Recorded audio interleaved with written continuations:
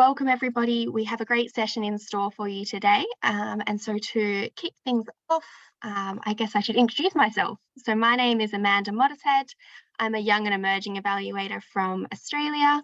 I'm currently working as a project officer at SDF Global, which is a social enterprise working in evaluation, among other things. So very pleased to be here with you all today and looking forward to today's presentation. The training today has two key objectives. So the first is that we want to enhance the knowledge and skills of young and emerging evaluators on evaluation. As I mentioned, we've got a good discussion today about a really key tool, so that's going to be really helpful there. And the second objective is to strengthen the networks of young and emerging evaluators in the Asia Pacific region. So great to have so many of you joining us today, and we look forward to your engagement in the session. I'd now like to introduce Santosh to give the opening remarks. So Santosh is an M&E officer and is a member of the year team for the Asia Pacific Evaluation Association. So Santosh, over to you. Thank you, Amanda, for the floor. Good morning, good afternoon, and good evening to all of you. It's so great to see all of you here. I went to school alumni from the past 2 years in one platform.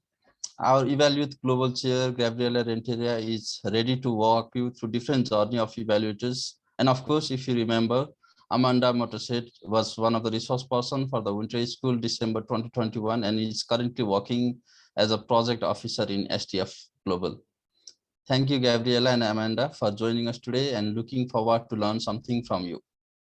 And also today, we have YE team members who worked hard for past few weeks for this. Christina, Tasi, Madhuka, Radhika, Amanda, and Hasithi. It's time to see the results. So, Amanda already gave a brief about the background and expectation of today's training. So, without going through the same, let me quickly give a summary about the purpose of this type of training. The main purpose of this training is to provide opportunity to the young people to become competent, experienced and well-networked professionals who can contribute to evaluation capacity to national, regional, and international level. You can join our future trainings and other events, and of course, volunteer with us even as next Winter School organizers.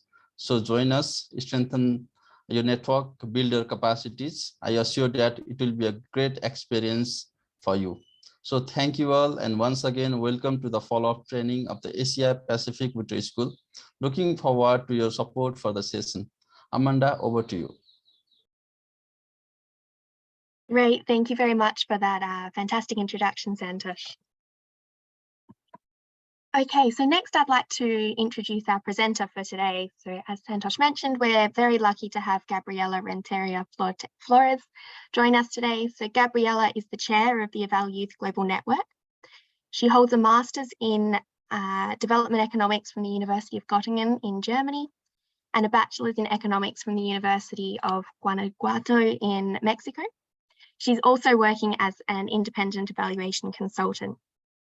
So Gabriela has diverse evaluative experience, including in development cooperation projects in India, in national, subnational, and subnational social programs in Mexico, as well as in relation to projects for monitoring and evaluation of the 2030 Agenda. Gabriela is also a member of Evaluate LAC and of the National Academy of Evaluators in Mexico, so the National VOPE in Mexico. She's a strong advocate for the inclusion of youth in all stages of the evaluation process and for influential evaluation. So we're really lucky to have Gabriela here today, and I will pass the floor to her now. Over to you, Gabby. Thanks, Amanda, and thanks everyone for joining us today. I will start sharing my screen. So the topic of today is logical framework as a tool for monitoring and evaluation. And I know like this is a very basic tool for using in monitoring and evaluation, but it's really essential to know and kind of to understand what's going on with this tool and how we can use it. So for that, I first, like today's agenda is like the first, like a very short introduction and what are our understanding of this tool. then a short introduction to logical framework, what are the advantages, limitations, and a short session of Q&A. So now I would like to ask you if you could go to this Mentimeter.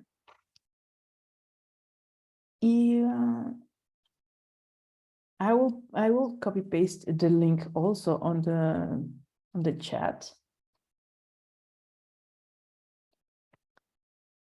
So if you can reply to that, it should be open. Let me know if you have any troubles with that.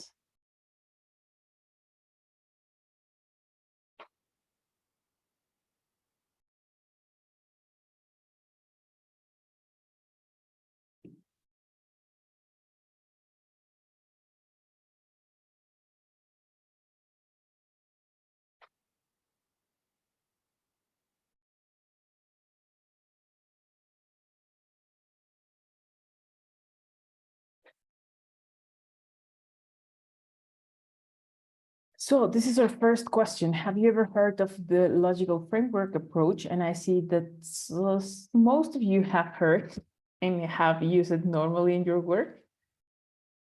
Actually, the majority. So let's try to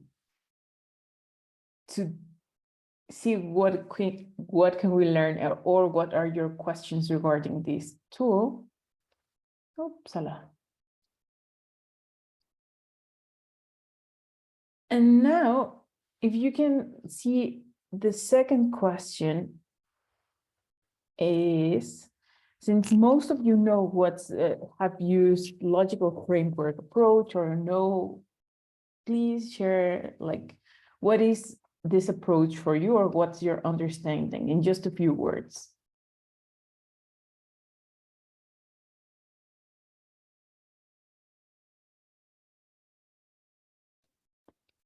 Can you see that question?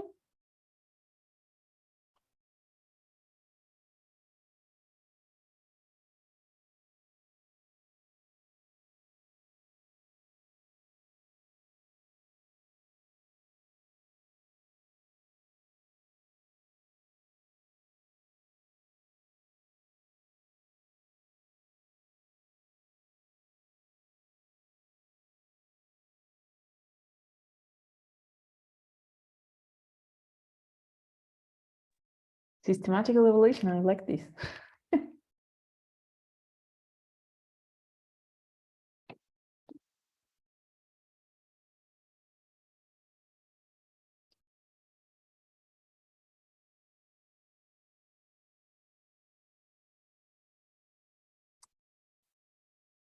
So actually, yes, all of you who have answered this are right. This measurement tool is like, it contains indicators, outputs, it's a matrix, probably. We'll see in a minute. Project outline. Yeah, perfect. I see that actually most of you know quite a lot about this. So first of all, I would like to start by making a distinction between the logical frame and the logical framework approach. First, one of them, the logical frame or logical framework, is a tool, this matrix that you just mentioned, with the key elements of a project, and now the logical framework approach, or LFA, that we're going to measure, is a method to manage the entire cycle of a development project, or basically any kind of project, by employing this tool, the logical frame. This approach covers like different stages and different parts of the cycle, as planning, implementation, and evaluation. But basically everything is using the logical framework, this matrix.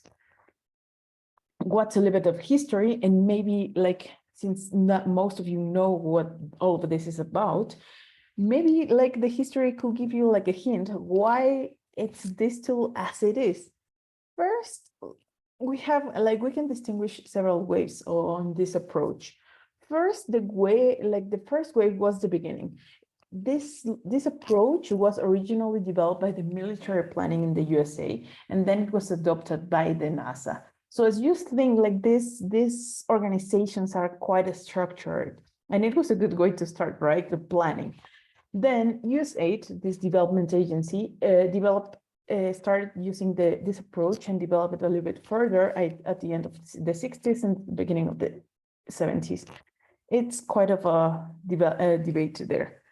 Also, then it was finally taken by one of the major donor agencies, and then this approach kind of got like a little bit more of attention and attraction. And in the second wave of this logical framework approach, many UN agencies and basically the European Development Agency began using these log frames for planning.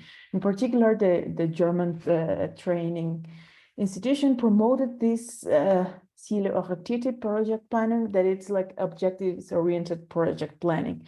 And in this kind of methodology, they basically use a log frame as it drives the planning process. But basically, they implemented this approach along all the projects.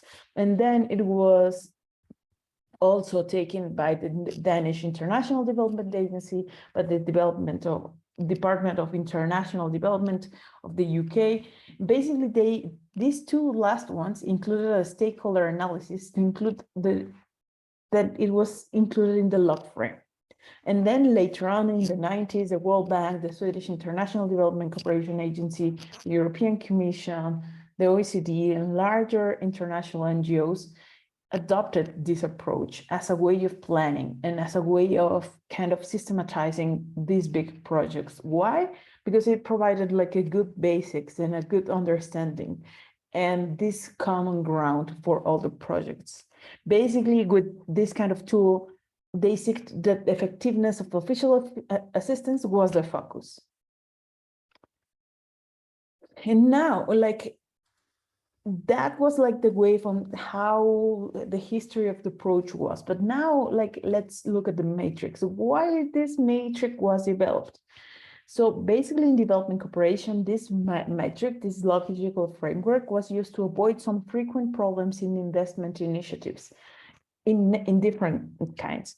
First, these are like 4 frequent problems that they found. The first one is that like specific project had multiple objectives, which was problematic, they thought at the beginning, because then what was the logic of the intervention? Then the second problem was that the activities and resources invested were not conducive to the achievement of the objective, and therefore the efforts and the resources were kind of wasted because they did like they served one function or one purpose, but nobody knew what it was. The third problem they found is it was like these execution failures. Since there was not an establishment like a guideline that presented their responsibilities and like kind of to take ownership of this, they faced like many execution failures. And also, without a tool like this, there was a lack of information to compare the initial status against the results. So basically, like sometimes projects or programs were implemented, but there was no basic for how can we measure if we are doing it right. Sometimes it was just like, oh, yeah, we're spending the money and we're developing some activities, but where does all of this take us? So for that, then this logic frame was developed.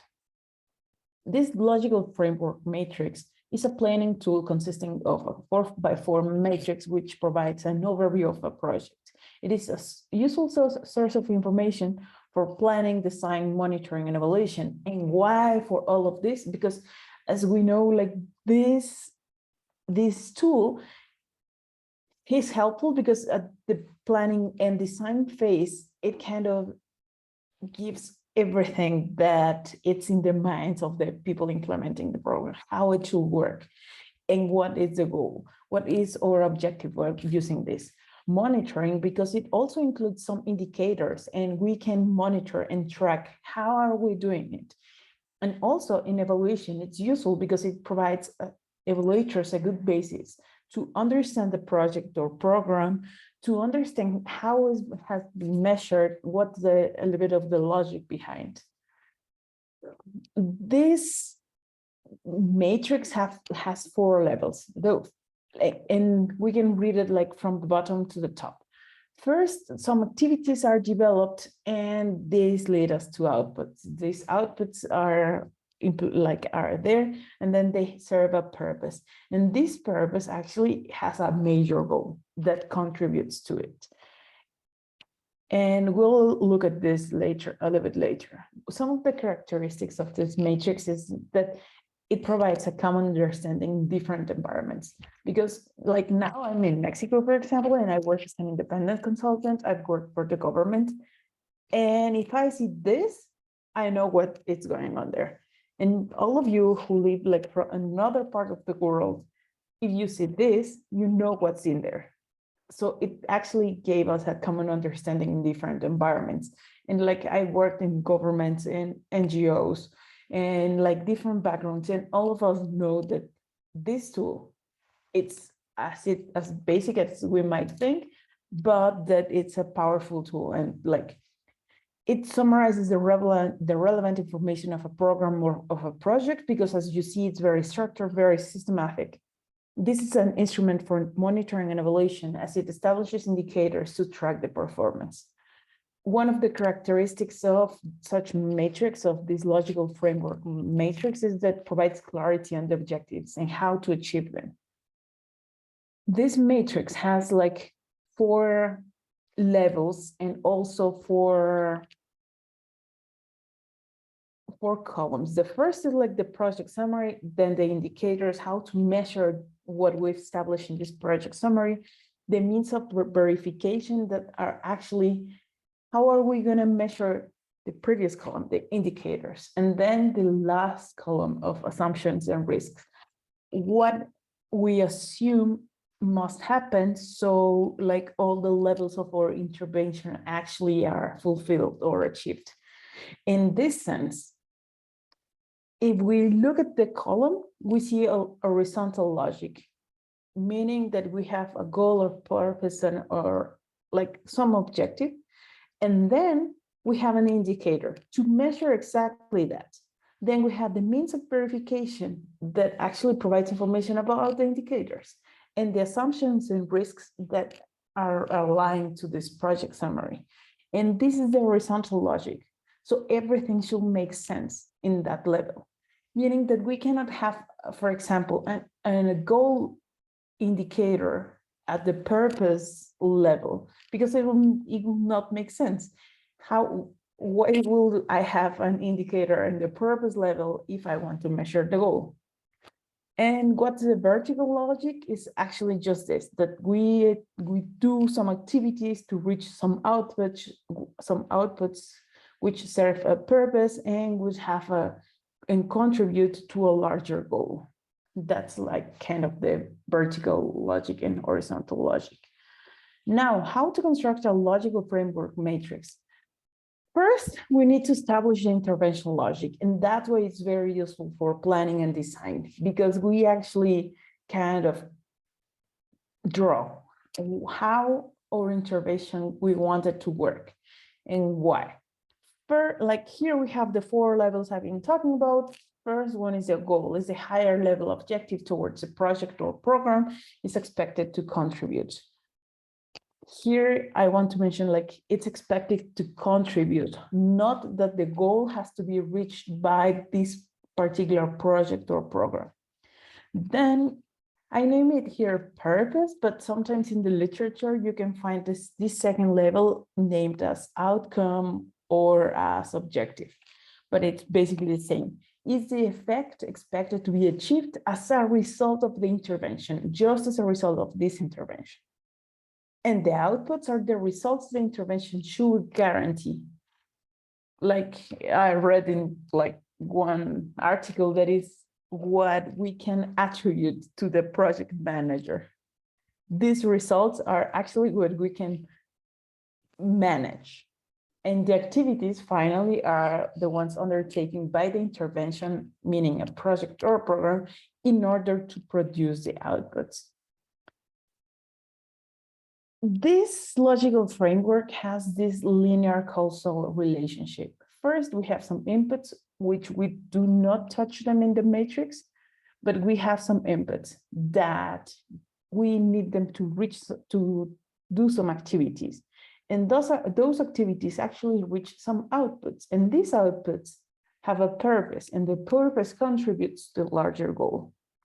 Here, with the dotted lines, I tried to address like what it can be attributed to the project or to the program or to such intervention. The inputs, yes. The activities, yes, like it's like the reason of the project. The outputs can be attributed to the intervention. However, the purpose and the goal lies somewhere outside of the entire power of the intervention. And with this circle, I tried to communicate to you that these two major concepts are actually the ones that drive results. The other ones are kind of in the management side and are attributed to the program or the project. However, these other two, the purpose and the goal, are more results oriented. Now, like the second column, what is these indicators we're talking about? Well, actually, these indicators are useful to monitor the progress and to track the historic trends, meaning that actually it's good for monitoring, and it gives us some tools for the evaluation as well. The indicators expressed in the matrix are a key information because they should be reliable and they should be like measuring exactly what we've defined in our objectives in this summary column. These indicators are a great source of information to make decisions because we can see them and we can track them along the time of the project, and it gives us information even before evaluations. So it's a powerful tool for monitoring. If we see that, for example, the activities are not really being taken care or are not being achieved every month or every time, then we make decisions before because we know we're not going to achieve the results we want. And how do we do it? By using right indicators. These indicators should make clear how the target group will benefit from the realization of the outputs. The indicators should be specific in terms of quantity, time, target group, place, and quality, meaning like they should be reliable. The indicators, to define those indicators, we need them to be clear. We need to clear the objectives, to know exactly what do we want to measure. Also, the indicators we select should be relevant on what is intended to measure, meaning like, for example, the objective or the outputs or the activities or even the goal. And they should follow some criteria. And here I just wanted to mention like some of the criteria that are in the literature, because sometimes most of us, I think we hear that the SMART criteria are the most used for indicators. And these criteria are that indicators should be specific, should be measurable, should be achievable, relevant, and time-bounded. However, these criteria actually change, depends on the vision of the entity that is being developed. And for example, some of the other criteria that have been used are, for example, relevance, whether the indicators actually make sense to the objectives of to which we want to measure, accuracy, importance, because like, for example, for one objective, we might have, I don't know, like 2, 3, or 4 indicators, but we need to see that actually the indicators we finally decide are important for that objective. Usefulness, because we, as mentioned, we can have like several indicators for one of these summaries. However, how do we find them useful? Are they useful for the intervention we are taking care or we are implementing or not? Are they feasible? meaning that do we have enough information to actually report those indicators or not? Credibility, just like that. Are these indicators credible? Validity and distinctiveness, whether these indicators actually provide some more information to what we want to measure. And these criteria are just a few, but if you really look in different agencies and in different organizations and agencies, you can find many other criteria that should be defined at the beginning. Then the third column is this means of verification. What does this mean? These are actually the sources of information that will be used to measure the indicators and to verify that the objectives were achieved. What are the most common means of verification? It really depends on the kind of indicator and the level of the indicator, but some of them are surveys, some of them are national statistics, some of them are reports, and some are public information. For example, I worked in the national agency in Mexico, where we actually reviewed this logical framework from many programs and projects. And many means of verification, for example, at the goal level, were national statistics. Why? Because actually what it was established there at that level was not entirely attributed to the program. It was like a contribution to something bigger. And these national statistics actually were really useful to define those, because then it was already there. It was already information that was available and that was public. So we better use it, and we better use it to define whether we are actually achieving and contributing to something. Surveys, report, and public information can be and even administrative records. These can be means of verification, depending on the level we want to have an indicator of. And now we have the column of assumptions and risks. This might be the trickiest one, the trickiest of the components, I will say, because what can be an assumption or a risk? Actually, the definition is that these assumptions and risks are external factors or conditions out of the control of the intervention, program or project or whatever. Even these factors are external, these can affect the achievement of the objectives. In the matrix, a risk is expressed as an assumption to achieve the objectives. Some of the examples of these risks or assumptions are environmental, institutional, social, climate, etc. For example, in some of the projects I have reviewed in some evaluations, coronavirus, COVID pandemics was a killing assumption that actually killed some projects or some programs. But nobody actually mapped in their risk map, or nobody actually had it in mind. So this actually, most people don't think that much of risks or what do we need externally to happen so we can achieve our objective. But this could be something really, really important for a project. And now, when working on an intervention, we need to make assumptions about the uncertainty level of each of the risks.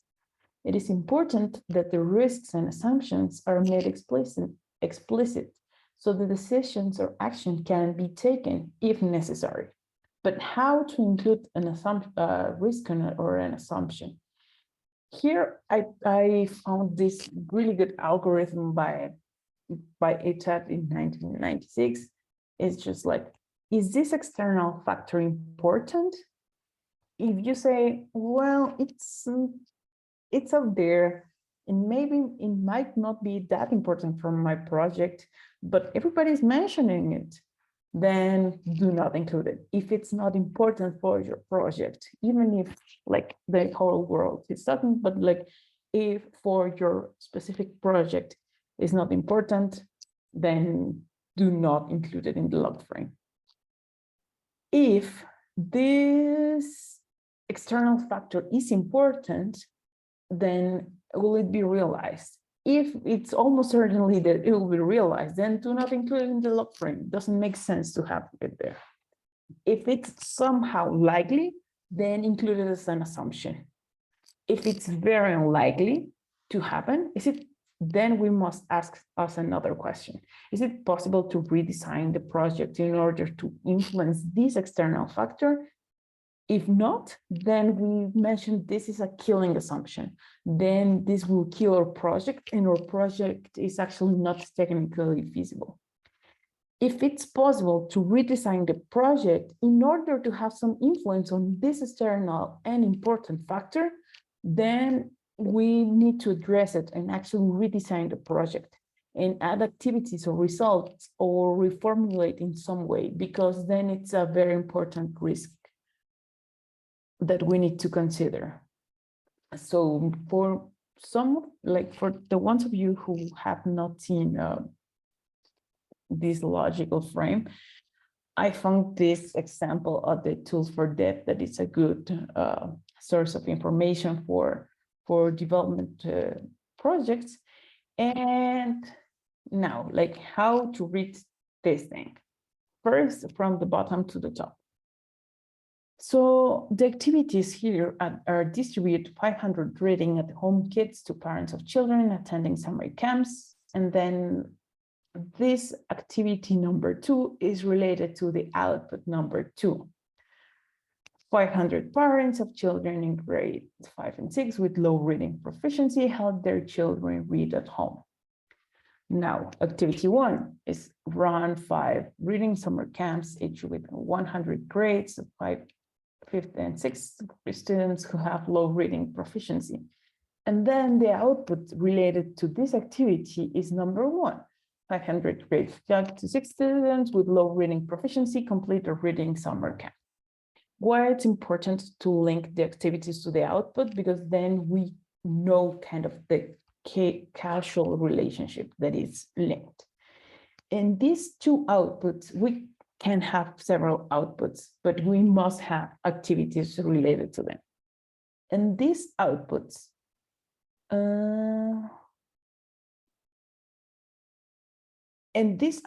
actually lead to an outcome. In this case, is like improved reading proficiency among children in these grades by 20% within 3 years.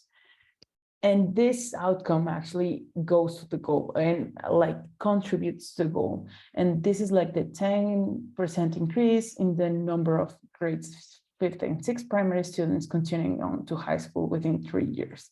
And that's like the logic, the vertical logic. And now each of these have these indicators. For example, at the outcome level, this improvement on reading proficiency among children, what's the indicator? Okay, like then it's the reading proficiency among children in these grades. But for example, at the activity levels, round 5 reading summer camps, each with 100 graders with low reading proficiency. What's the indicator there? It's the number of summer camps run. Then, how do we measure or how do we verify these indicators? First, the summer camp, like for example, at the activity level of this indicator, number of summer camp run, then the means of verifications are summer camp records. And now the assumptions, how do we read the assumptions? Actually, this column risks or assumptions is read along with the project summary in vertical way. For example, distribute 500 reading at home kits to parents. If this happens, plus these assumptions, this assumption column, parents are interested and able to use the kits at home. Then actually all of this, like this activity leads, if these activities happen and this assumption holds, then we reach our output that 500 parents with children with low reading proficiency help their children read at home. If this actually happens. And our assumption is that children are interested in reading with their parents. Then we go to the outcome level. Improve reading proficiency among children in these grades by 20% within 3 years. This is our summary or objective or outcome. And this is, or the assumption related to this is that the improved reading proficiency provides self-confidence required to stay in school. And if this holds, then we can achieve the goal. And that's how it's read, this matrix. Now, with this very brief introduction to the logical frame, what do you think are the disadvantages of a framework like this?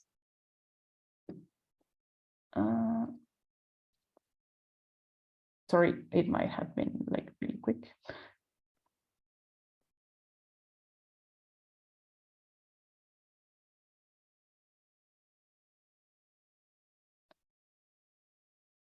I will put it in the chat. Oh, I see there is a question there. I will come to that in a sec.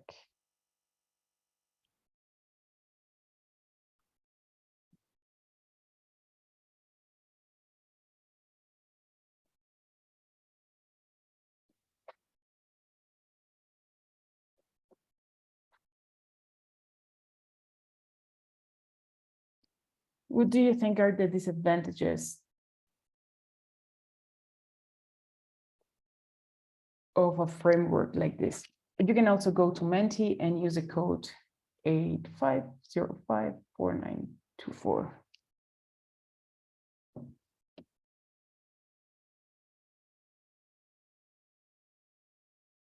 It's correlation.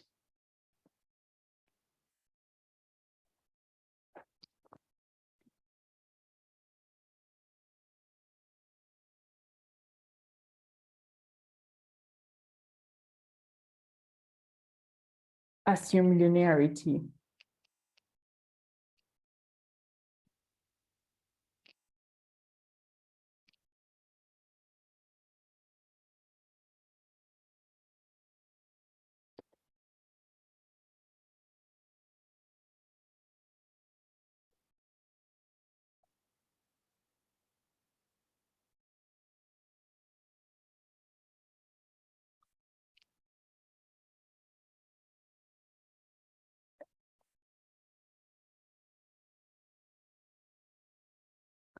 Can delimit it.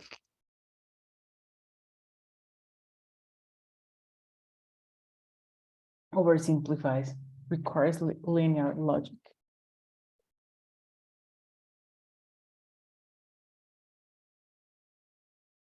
Yes, yes to all of them. It's limited. It excludes a lot of things that happen. It assumes linearity, which, well, especially now we know that might not really work. And now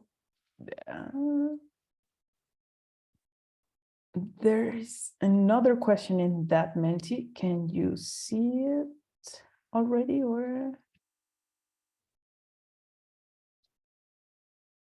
Is actually, what do you think are the advantages of a framework like this?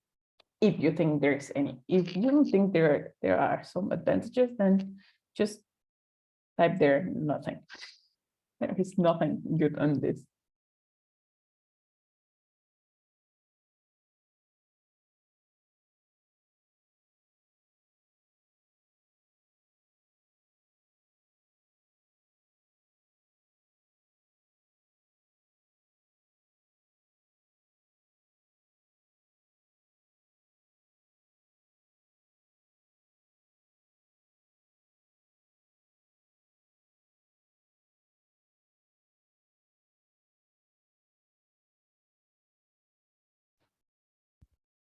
It's a starting point. It's an accountability tool. Easy to read. Vertical logic is clear. It's a management tool, a project snapshot, and it's good for communications. Yes, I think you got it right. It's simple and easy, which can be good, and it's also one of the disadvantages we just saw before.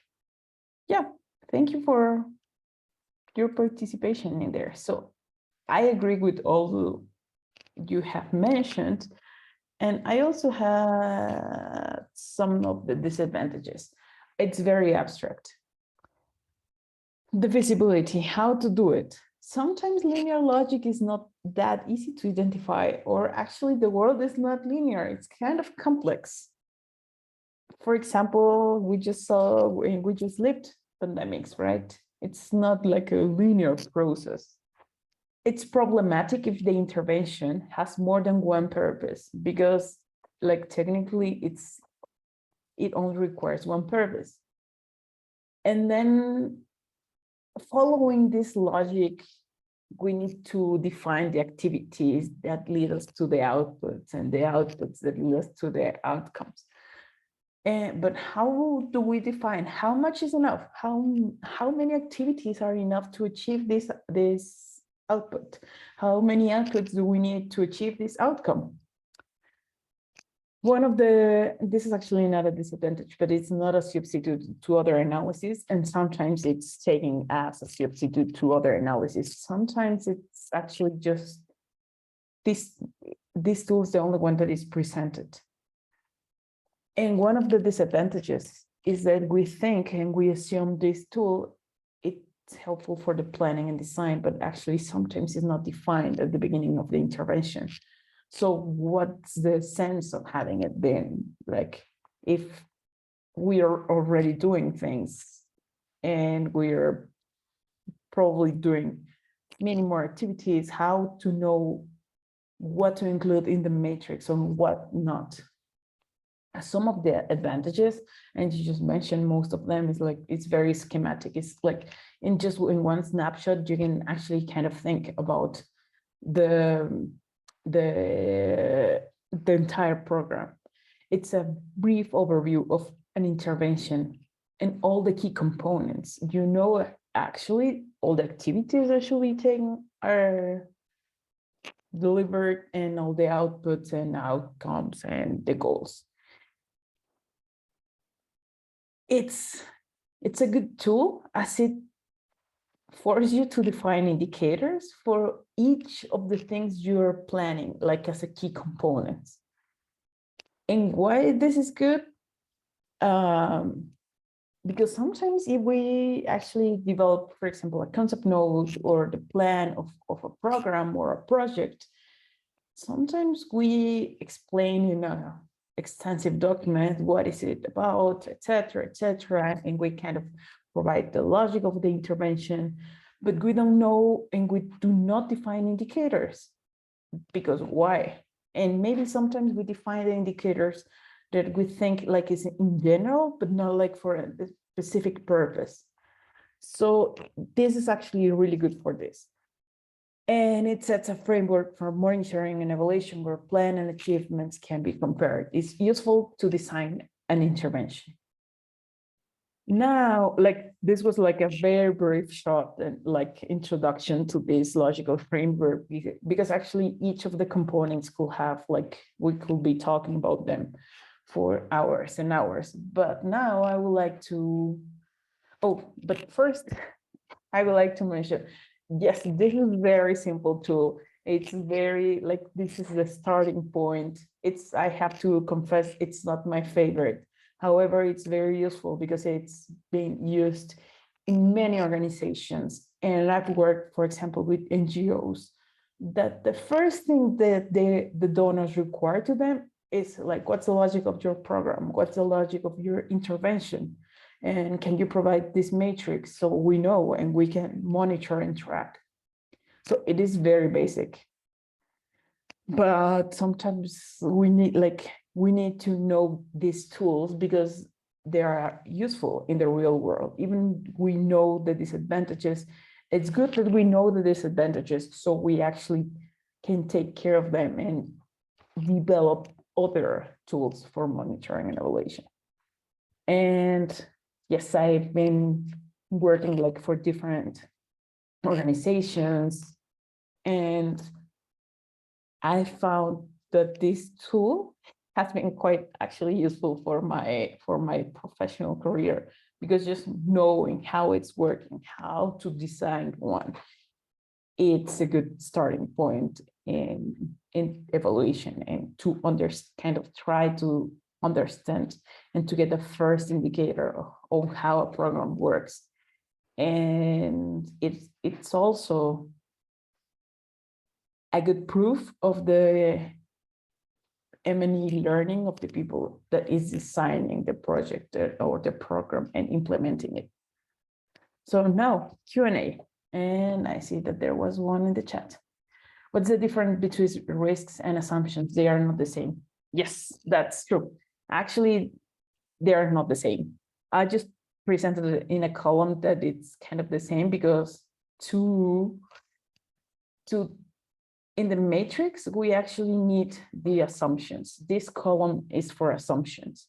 But why I wanted to include the risks, because actually kind of from a risk analysis, from understanding what are the risks of an intervention, is for how we can kind of transform it to the assumption.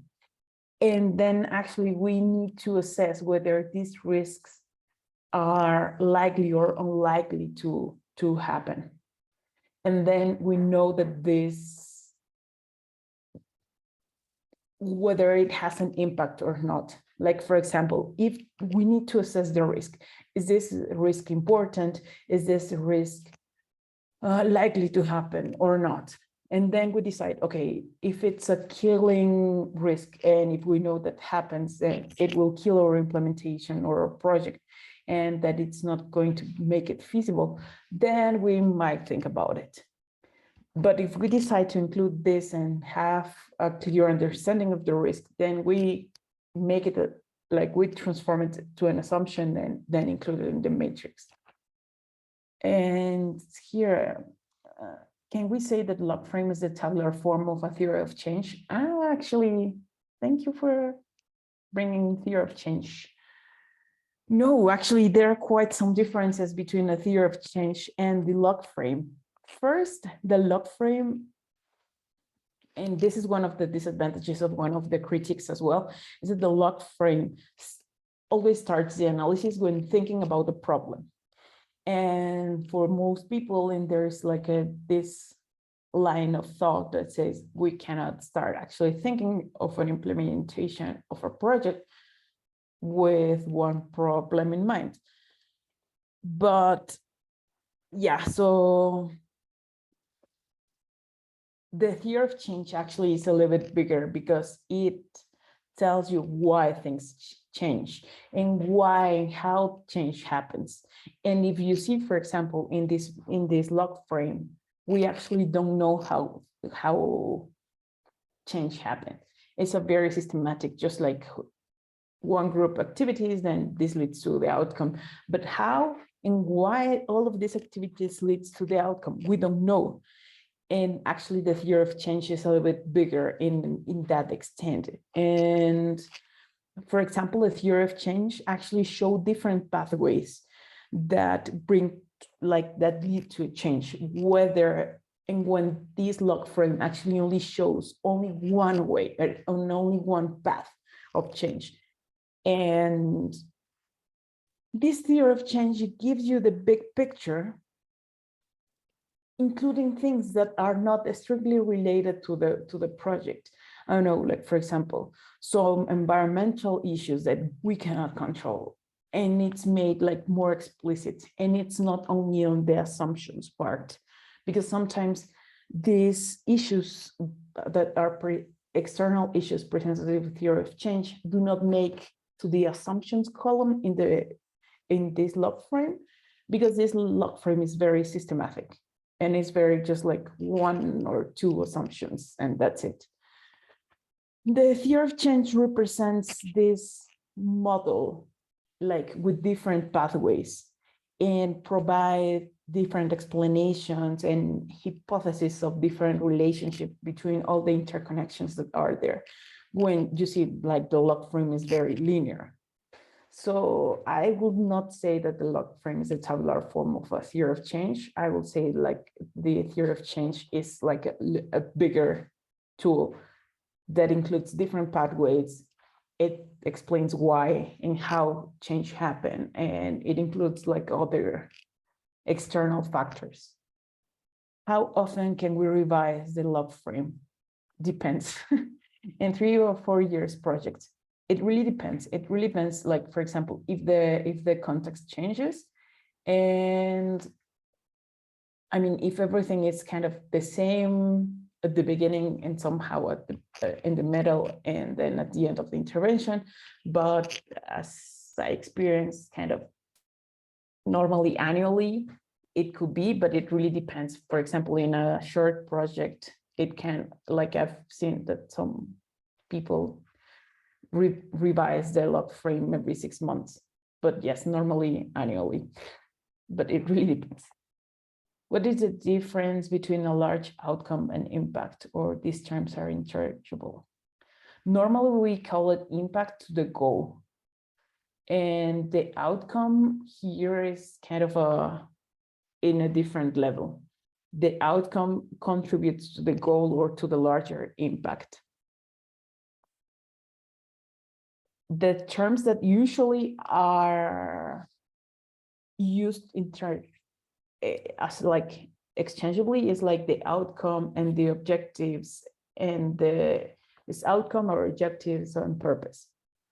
And normally goal sometimes it's the impact, but I have my research using the word impact, because then we might be thinking about impact evaluation, and that's like completely different thing.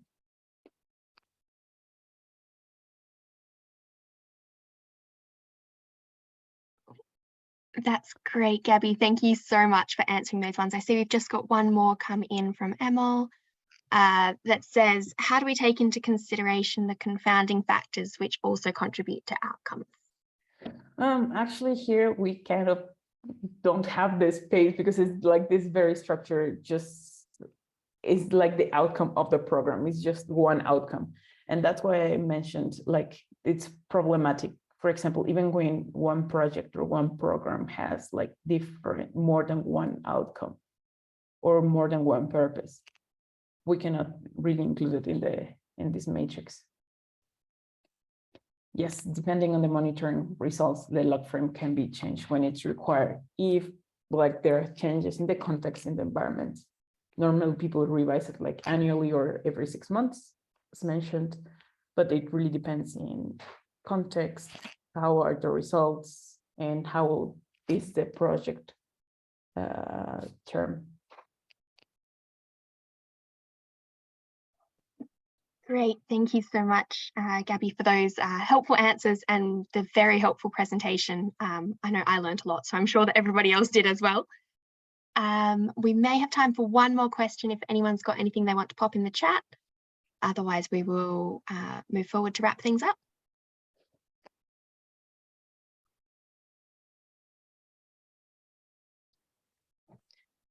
And okay. if not, I have included like here, like some tools that I've used as a reference, but you can find many more. And yeah. Great, thank you. Lovely. And definitely to keep in touch with the Val Youth. I think we are going to plug that again at the very end of our presentation.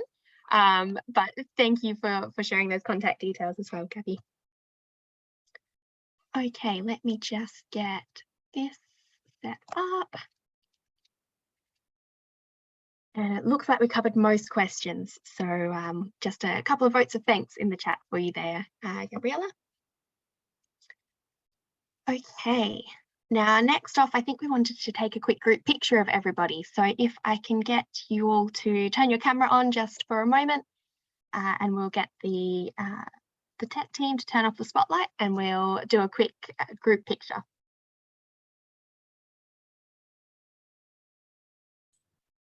Madhuka, over to you. Okay, and I guess everyone has open camera. Okay, I'm taking the picture now.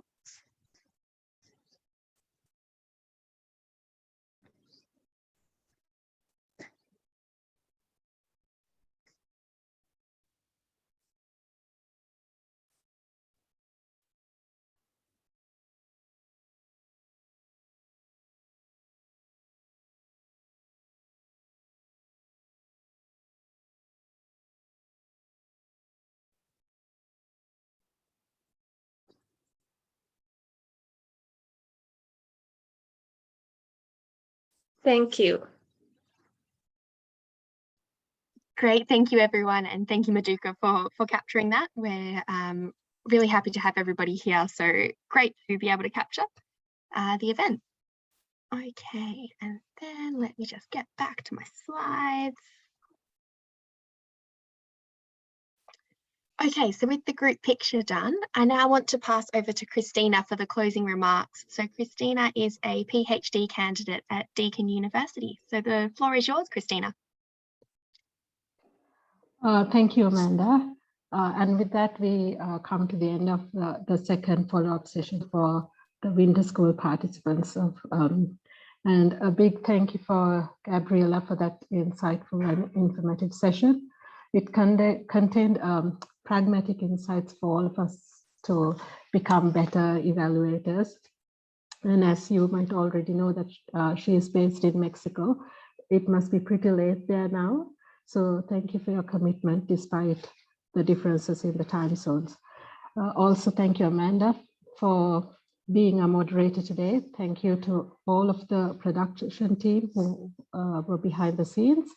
And finally, thank you to everyone who joined us today. We hope that you found this session valuable and it will impact you as an evaluator. Hope to see you all again soon, and best wishes. Thank you. Thank you so much, Christina. And that brings to a close our session today. So I just want to echo Christina's thanks to everybody, particularly Gabriella. Again, given the time zone, thank you very much for making the time to join us today. And thank you also to everybody who participated and engaged with, throughout the session. We have got some future events and things happening, so those will be coming out into your inbox soon. But in the meantime, please do keep in touch through any of the means on the screen here. And we look forward to seeing you at the next events. Thank you, everyone.